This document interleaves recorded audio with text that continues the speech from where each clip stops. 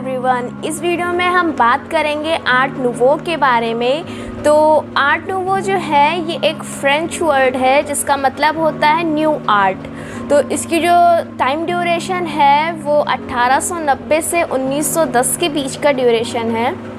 Art nouveau को कुछ अलग अलग नामों से भी जाना जाता है। जैसे अगर हम बात करें कि ऑस्ट्रिया की, तो ऑस्ट्रिया में इसे वेनेसेसन कहा जाता है। और अगर हम बात करें स्पेन की, तो स्पेन में इसे मॉडर्निज़्म कहा जाता है।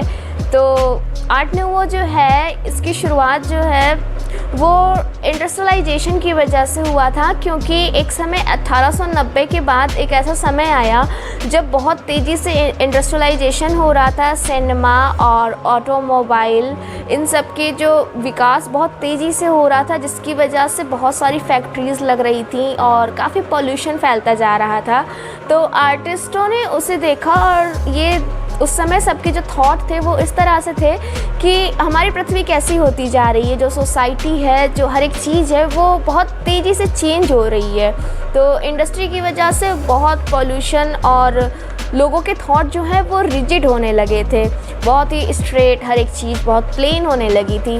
तो कुछ आर्टिस्टों के माइंड में ऐसी चीज़ें आई कि क्यों ना हम प्रकृति से इंस्पायर हों। उनके जो आर्ट वर्क्स थे वो इंस्पायर हुए थे पुराने जो आर्ट जो स्टाइल्स थी, जैसे मिडीवल आर्ट हो गई और रोकोको और जो जापानीज़ आर्ट थी। इन सब के जो आर्ट स्टाइल्स हैं उनसे आर्ट नूवो जो है वो काफ़ी इंस्पायर्ड हुआ। और इन्होंने भी रोकोको की ही तरह अपने जो आर्ट वर्क्स थे उसमें नेचुरल शेप्स लिए, प्रकृति से इंस्पिरेशन ली और फ्लावर, पेटल्स और रिदमिक सीन्स बनाने की कोशिश की। जो कर्व्स होते हैं, ऑर्गेनिक जो शेप्स होते हैं, उन्हें अपने आर्ट वर्क्स में दिखाने की कोशिश की। जो कुछ भी था उस समय, जैसे हो गया फैशन इंडस्ट्री हो गई, पेंटिंग्स तो थी, इसके अलावा जो घर के आर्किटेक्चर थे, जो इंटीरियर डेकोर था, इसके अलावा फर्नीचर वगैरह, इन सब की जो डिज़ाइंस थी वो सभी आर्ट नूवो में फ्लावर और पेटल्स और इंसेक्ट्स इन सब के बेस्ड पे होने लगी। इन सब से जो आर्टिस्ट थे वो इंस्पायर होकर अपने वर्क्स जो हैं वो क्रिएट करने लगे। जो आर्ट नूवो थी, जो टैरोट रीडिंग होती है उसमें जो पेंटिंग्स बनी होती हैं वो भी most of the art works जो हैं वो आर्ट नूवो स्टाइल में ही हैं। और इसके अलावा उस समय काफ़ी ज्वेलरीज़ भी डिज़ाइन की गई थी।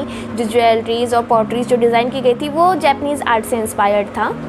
फैशन इंडस्ट्री पे आर्ट नूवो का इतना बड़ा इम्पैक्ट था, इसकी वजह से उनका जो मेन कंसर्न था, जो मेन उनकी मॉडर्न होती थी वो फीमेल ही होती थी। उन्होंने अपने आर्ट वर्क्स में फ़ीमेल की ब्यूटी को शो कर रहा है और उसमें जो लय होती है, जो प्रकृति से एक फ़ीमेल का जो जुड़ाव होता है, जैसे एक प्रकृति खूबसूरत होती है उसी तरीके से एक औरत की खूबसूरती को प्रदर्शित किया गया है आर्ट नूवो में। तो अब बात करते हैं उस समय के जो फेमस आर्टिस्ट थे उनके बारे में। तो जो पहले आर्टिस्ट थे उनका नाम था अल्फोंस मुचा।